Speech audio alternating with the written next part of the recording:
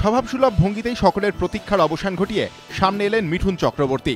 সব কানাঘুষো শেষ, সব গুঞ্জনের সমাপ্তি। দীর্ঘ সময় ক্যামেরার আড়ালে থাকার পর আবার প্রকাশ্যে দাঁড়িয়ে অকপট মিঠুন। মুম্বাইয়ে এক অনুষ্ঠানে সাংবাদিকদের সামনে নীরবতা ভাঙলেন তিনি। 16ই জুন তার জন্মদিনে এনফোর্সমেন্ট ডিরেক্টরেটের কাছে সারদার ব্র্যান্ড অ্যাম্বাসাডার হিসেবে প্রাপ্ত 1,19,00,000 টাকা ফিরিয়ে দেওয়ার পর বুধবারই তিনি প্রথমবার সাংবাদিকদের মুখোমুখি হলেন। টেলিভিশনের বেশ কিছু অনুষ্ঠান, তার ছবির প্রচারেও তিনি অনুপস্থিত থেকেছেন অনেকটা সময় ধরে। বুধবারের অনুষ্ঠানে উপস্থিত হয়ে তিনি সাফ জানিয়ে দেন তিনি শারীরিকভাবে সুস্থ নন।